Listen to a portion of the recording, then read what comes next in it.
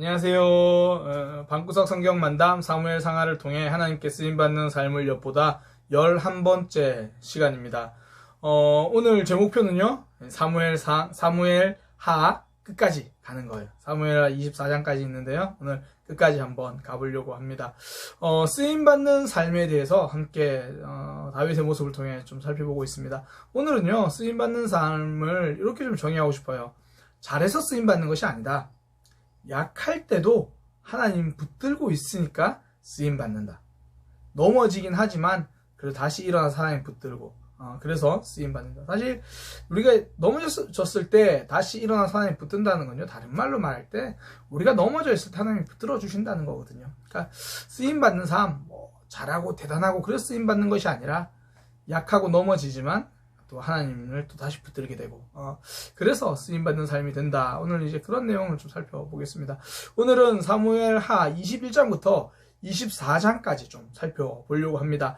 먼저 전체적인 구성을 제가 좀 먼저 말씀을 좀 드리려고 해요. 오늘 내용은요, 이제 21장부터 24장까지인데 이런 식으로 구성이 돼요.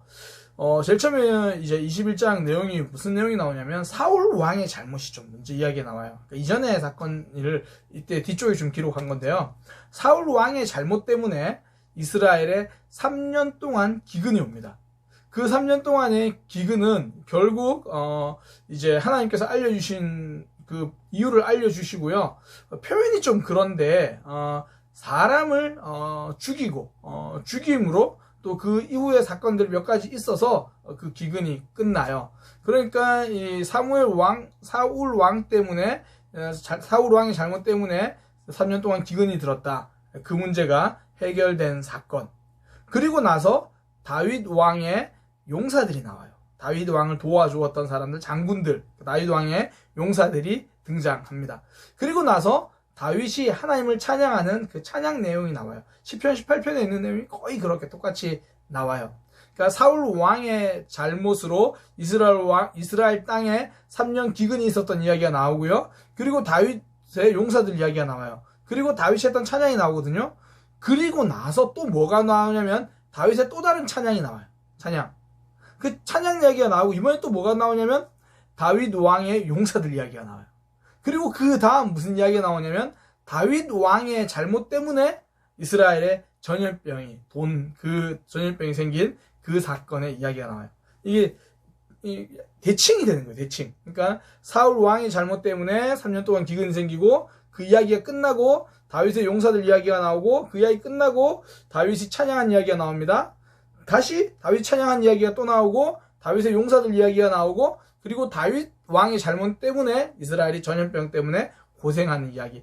이렇게 21장부터 24장까지 내용입니다. 이 내용을 좀 살펴보도록 하겠습니다. 먼저 사울 왕 때문에 3년 동안 기근이 든 내용인데요. 이렇게 되는 거예요. 다윗이 왕이 되었는데 이스라엘 땅에 3년 동안 기근이 든 거예요. 이게 1년, 2년이 아니라 3년 동안 기근이 들었다. 그러면 이제 왕은 특히 책임감이 느껴지거든요. 하나님께 여쭤봅니다. 하나님, 도대체 우리가 무엇을 잘못했습니까? 우리가 어떤 잘못이 있어서 우리가 무엇을 돌이켜야 됩니까? 왜 이렇게 3년 동안 기근이 있습니까? 그렇게 이제 물어봅니다. 그러니 하나님께서 알려주신 게 뭐라고 말씀하시냐면 사울 왕 때문이다. 이전에 사울 왕이 기브온 사람들을 죽였기 때문이다. 이 기브온 사람들은요, 원래 가나안 족속인데 여호수아 때 이스라엘 백성들과 동맹을 맺어서 이제 그들 이스라엘 땅에 거주하는 걸로 하나님께서 약속해 주셨거든요. 그러니까 이스라엘 백성들이 기브온 족속을 죽이면 안 되는데 사울 왕이 기브온 족속을 죽였다는 거예요. 그러니까 그 사건 때문에 하나님이 지금 이스라엘 백성들에게 이런 기근이 오게 되었다. 그렇게 이 기근을 이제 이스라엘 땅에 기근이 오게 됐다. 그렇게 이야기를 하는 거거든요. 이게 지도자는 본인의 삶에 책임감이 있다는 것을 좀 알아야 돼요. 사울 왕이 그렇죠. 그러니까 이제 그 이야기를 듣고 다윗이 해결한답시고 개입을 합니다. 어떻게 개입을 하냐면 기브온 사람들을 불러요. 불러서 그럼 우리가 너희의 원통함을 억울함을 어떻게 풀어주면 좋을까? 그때 기브온 사람들이 요구하는 게 뭐냐면 이미 사울 왕은 죽었지만 사울 왕의 후손 중에서 7명을 우리에게 내어달라. 우리가 그 7명을 죽여야겠다. 이제 그렇게 이야기를 하는 거예요. 원수 갚겠다, 복수하겠다, 그 말이죠. 다윗 왕은 이 기브온 사람들의 말을 들어줍니다. 그러니까 지금 사울 왕의 잘못 때문에 기근이 왔다. 그리고 그것이 이제 기브온에 대한 잘못이다. 그리고 기브온 족속들이 사울 왕의 후손 중에서 사람을 복수하려고 달라고 하는 거죠. 다윗이 그 사람 7명을 내줍니다. 그러니까 이 부분이 뭐 신학자들이 굉장히 이 부분에서 이야기가 많아요. 왜 다윗이 사람을 그렇게 내어줬냐. 사실 사울 왕의 후손들을 이번 기회에 처리하려는 정치적인 목적이 아니었냐. 뭐 이런 이야기도 있고요. 다양한 뭐 이유는 있는데 현명한 결정은 아닌 것 같아요. 옳은 결정은 아닌 거죠. 어쨌든 그렇게 7명을 내어줍니다. 이게 옳은 결정이 아니었다는 게 어떻게 알 수 있냐면 그 7명을 기브온 족속들이 나무에 달아서 죽입니다. 그러면 만약에 이 결정이 잘된 결정이면 뭐 하나님의 뜻 가운데 그래 기브온 족속의 억울함을 풀어주기 위해서 이것이 있었다라면 그 후에 기근 해결돼야 돼요. 근데 그 후에 기근 해결되지 않습니다. 그렇게 7명이 나무에 달려 있잖아요. 그 중에 2명은 사울 왕의 아들들이고요. 나머지 5명은 사울 왕의 손자예요. 그 중에 이제 사울 왕의 첩 리스바라는 사람의 아들 2명이 있었는데요. 리스바가 자기 아들의 시체 곁에서 그 시신을 지키는 거예요. 나무에 달려 있으니까 뭐 독수리가 오면 쫓아내고 막 이렇게 그걸 계속 지키고 있는 거예요. 그러니까 지금 그게 한 짧게는 한 1개월, 뭐 길게는 3개월에서 6개월까지 보거든요. 그러니까 그렇게 그 시신 밑에서 시신을 지키고 있는 거예요. 그러니까 시신이 훼손되지 않도록. 그러니까 다윗이 그 이야기를 들어요. 그 이야기를 듣고는 다윗이 어떻게 하냐면 이전에 사울 왕과 요나단이 죽고 나서 제대로 장례를 치러주지 못했거든요. 그래서 사울 왕과 그 아들 요나단의 뼈를 가져다가 그리고 그 나무에 달려있는 그 7명의 시신을 내려다가 뼈를 가져다가 제대로 장례를 치루어줍니다. 그 후에 이스라엘에 비가 내립니다. 그러니까 지금 다윗이 왜 사울의 아들 7명을 내어줬냐 이런 이야기보다는 사울 왕의 잘못으로 그 땅에 기근이 왔습니다. 그리고 다윗도 좀 현명하지 못한 결정을 했습니다. 그러나 돌이켜서 그 부분을 온전하게 잘 해결했을 때 그 기근의 문제가 해결됐다는 거예요. 이렇게 제가 정리해서 말씀드리고 싶습니다. 하나님의 쓰임받는 사람도 때로는 잘못된 결정할 수 있다는 거죠. 우리가 늘 현명하고 말씀 가운데 결정하고 뭐 이러지 못하잖아요. 넘어질 수 있어요. 그러나 그것을 빨리 돌이켜서 다시 바른 결정할 때 하나님께서 붙들어 주신다는 거죠. 우린 연약할 수 있습니다. 쓰임받는 사람 연약할 수 있습니다. 그런데 우리가 기억해야 될 거 돌이키는 거죠. 우리가 또 하나 사울 왕의 잘못으로 이스라엘 백성들이 기근이 들었다. 그 이야기. 내가 앞에서 쓰임받는 사람, 특별히 뭐 저도 목사지만요. 앞에서 쓰임받는 사람이 굉장히 자신의 책임감을 좀 무겁게 인식할 필요는 있다. 이걸 좀 기억했으면 좋겠습니다. 그래서 사울 왕의 잘못 때문에 그 땅에 기근이 들었던 이야기들 우리가 좀 함께 살펴보았고요. 그리고 나서 두 번째로 이제 나온 이야기가 다윗의 용사들의 이야기가 나와요. 다윗과 함께 싸웠던 용감한 사람들, 뭐 아비새도 나오고 십부개도 나오고 뭐 그런 이야기들. 뭐 여기서 알 수 있는 건 그거죠. 혼자서 다 감당할 수 있는 건 아니다. 하나님께서 돕는 사람을 붙여주신다. 뭐 저도 목회할 때 우리 교회 성도님들과 함께 또 우리 전사님과 함께 또 사명을 감당해 나가잖아요.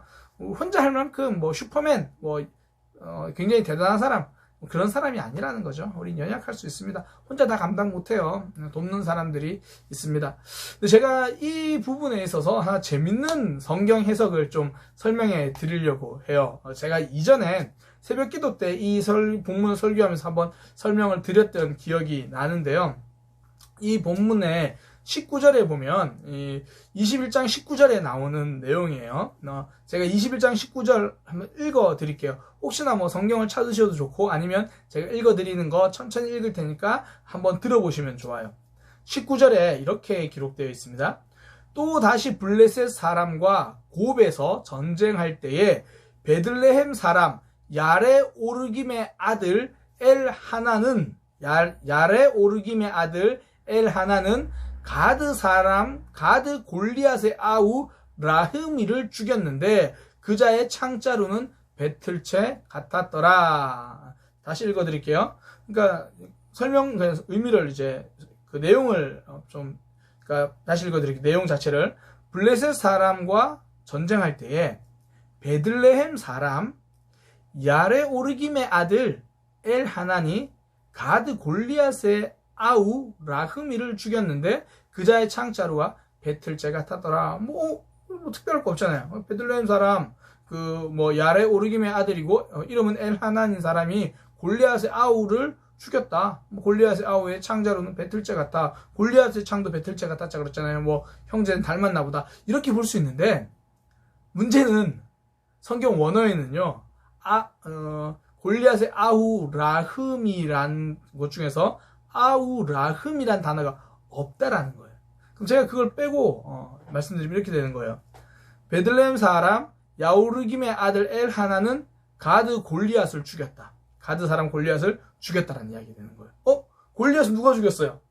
다윗이 죽였잖아요. 그러면 이거 누구지? 어떻게 된 거지? 그러니까 어떤 학자들은 골리앗이란 이름이 2명일 거야.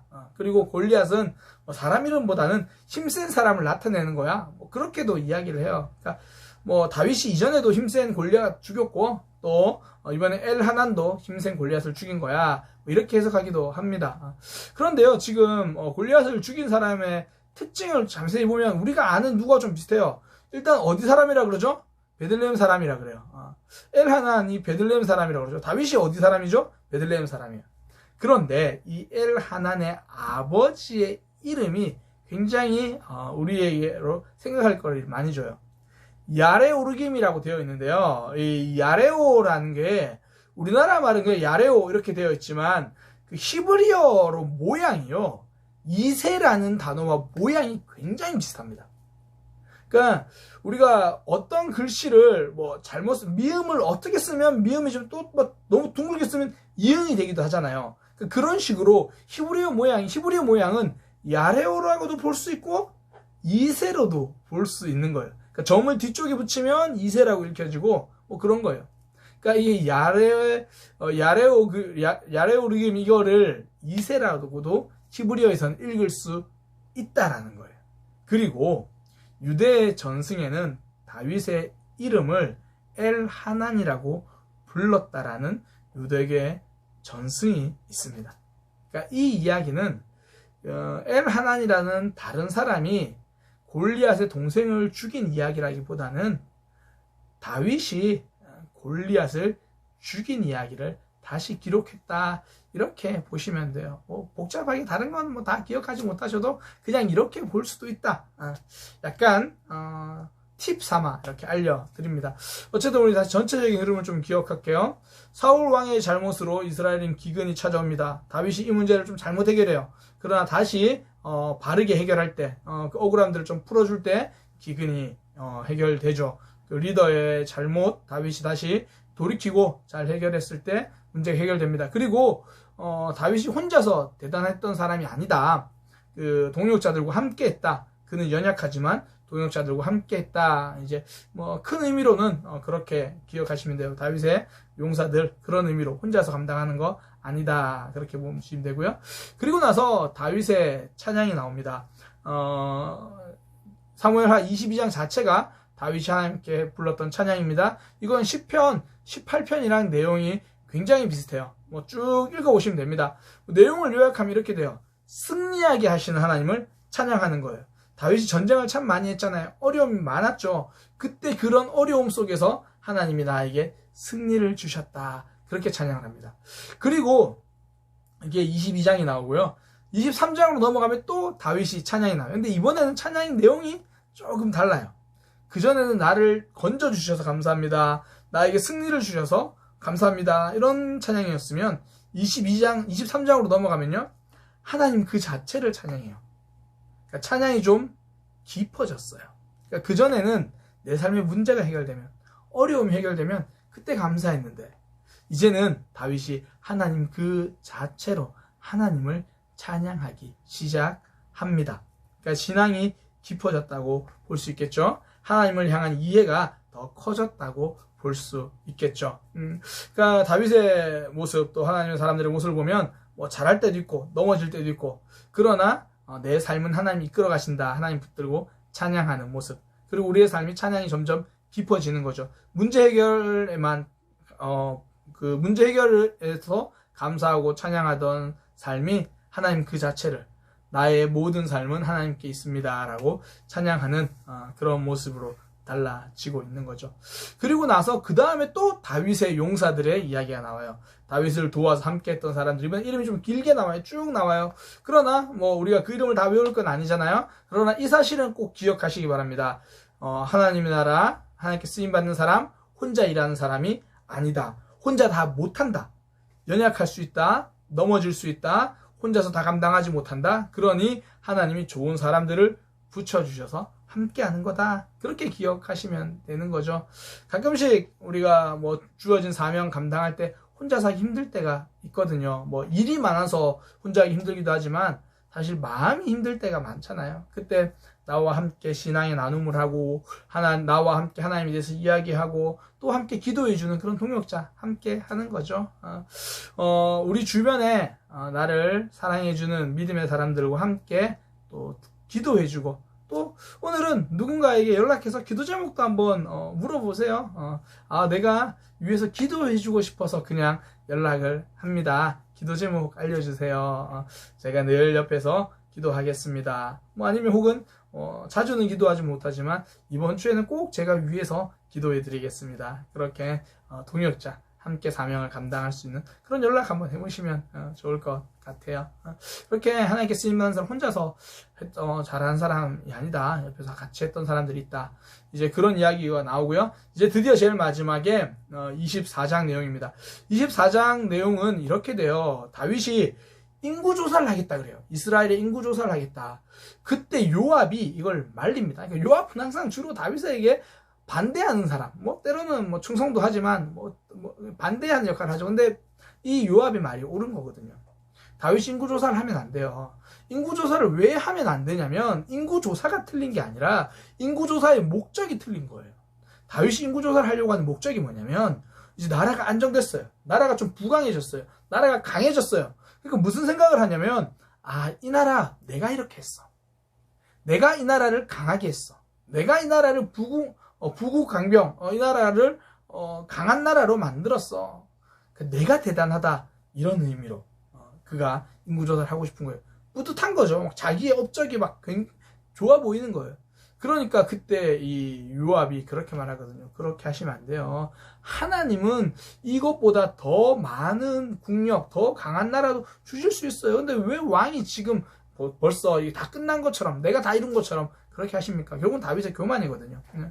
근데 다윗이 요압의 이야기를 듣지 않아요. 이게 사람이 마음이, 그러니까 죄를 지을 때, 죄악에 빠질 때 제일 먼저 보통 귀부터 막혀요. 안 들리는 거죠. 안 들려요. 말씀도 안 들리고 나한테 누가 조언해주는 얘기도 안 들리고 귀부터 막히는 거예요. 다윗도 귀부터 막혔어요. 그래가지고 인구조사를 강행합니다. 하라. 뭐 왕이 시키니까 요압은 해야죠. 그렇게 인구조사를 하니까 그때 이제 그 하나님께서 이제 화를 내시죠. 그래서 선지자 갓을 보내셔가지고 이야기를 하십니다. 네가 잘못했다. 그래서 내가 너에게 벌을 내리겠다. 그 3가지 벌 중에서 고를 수 있게 해주겠다. 이게 하나님 앞에 참 신실해. 그래도 나름 늘 넘어지고 부족하긴 했지만 그래도 신실하게 살았던 다윗. 대단한 것 같아요. 심판도 3개 중에 하나 고를 수 있대요. 그게 뭐냐면, 자, 첫 번째, 7년 동안 기근이 나라에 올 것이냐. 두 번째, 3개월 동안 네가 쫓겨다닐 거냐. 대적에, 다른 너의 적의 원수에게 쫓겨다닐 거냐. 아니면 나라에 3일 동안 전염병이 돌 것이냐. 좀 우리가 생각하는 다윗, 또 뭔가 책임질 사람 같으면 뭔가 두 번째를 선택할 것 같아요. 다윗이 본인이 잘못했으니까 본인이 그냥 뭐 3개월 동안 뭐 쫓겨다니는 그걸 저도 좀 선택했으면 좋겠는데, 뭐 저도 자신은 없어요. 근데 그냥 다윗을 향한 기대가 있잖아요. 본인이 잘못했으면 좀 본인이 그걸 감당했으면 좋겠다. 근데 다윗은 그렇게 하지 않고 일단 제일 짧은 거 선택해요. 3일 동안 전염병. 이 정도면 뭐 되겠지. 그런데요, 이게 보통 일이 아닙니다. 3일 동안 전염병, 이 전염병이 도는 동안 다 끝나지도 않는데 7만 명이 죽습니다. 7만 명.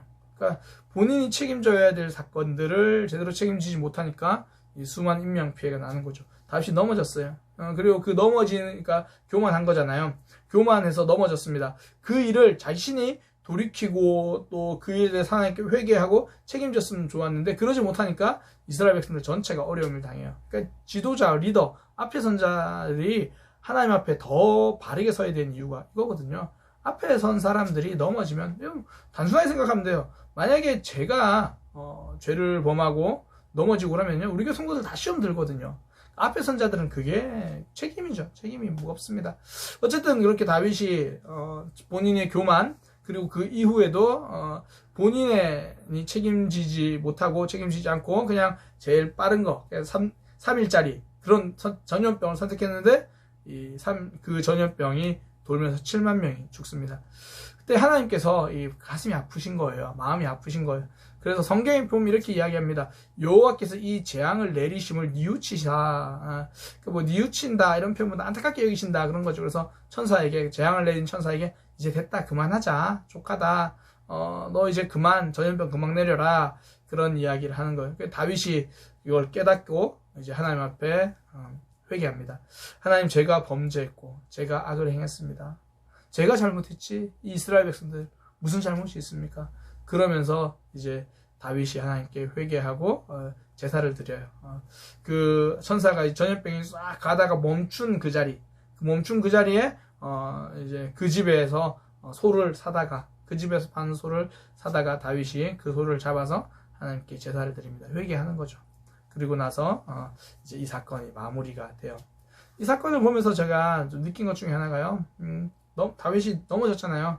너무 잘할 때 넘어졌어요. 그죠? 교만하지 말아야겠다. 그것도 느끼지만 하나님의 사람이 넘어질 수 있다. 근데 저는 이 사건에서 또 주목하고 싶은 게 다윗이 돌이키기 전에 먼저 하나님 은혜를 주셨어요. 이스라엘 백성들 재앙 당하고 이 고난 당하는 걸 하나님 안타깝게 여기시는 거죠. 그러니까 우리가 넘어져서 이 죄 때문에 고생할 때 있잖아요. 우리의 잘못으로. 하나님이 안타까워 하신다는 거예요. 하나님 어떻게든지 우리를 회복시켜 주기 위해서 그렇게 노력하십니다. 우리 회복시켜 주시려는 그 하나님의 마음 기억하시고요. 그래서 우리는 내가 죄로 인해서 넘어졌다. 우리의 살 길은 회개입니다. 회개. 하나님께서 회복시켜 주시는 거죠. 이렇게 사무엘하가 끝납니다. 24장까지. 와, 드디어 끝났어요. 사무엘하가 끝나고 다음 주부터는 또 열왕기상 바로 들어갈 거예요. 이게 스토리가 계속 이어져서 함께 보면 좋습니다. 사무엘상은 하나님께 쓰임받는 사람에 대해서 살펴보았습니다. 여러 가지 살펴보았는데 오늘은 특히 하나님의 사람도 넘어질 수 있다. 약할 수 있다. 제대로 된 결정을 못할 수 있다. 그러나 그런 약함과 넘어짐도 있지만 또 그래도 하나님을 붙들고 다윗이 하나님을 찬양했잖아요. 하나님을 붙들고 가는 것이 쓰임받는 사람이다. 또 쓰임받는 사람 연약할 수 있다. 혼자서 다 할 수는 없다. 그래서 하나님이 동력자들을 보내주신다. 나에게 동력자가 있다. 제가 특별히 오늘은 좀 적용적으로 우리 곁에 있는 사람들에게 위에서 기도해 주겠습니다. 뭐 그런 연락 한번 해보자라고 말씀을 드렸는데요. 쓰임받는 사람 완벽하지 않습니다. 우리 모습 보면 알잖아요. 그러나 그 속에서 하나님 붙들고 하나님을 늘 신뢰하면서 나아가는 믿음의 삶이 되시기를 소망합니다. 이것으로 사무엘 상하 쓰임받는 삶을 엿보다 11번째 그리고 또 사무엘 상하 이야기 전체 마치도록 하겠습니다. 감사합니다.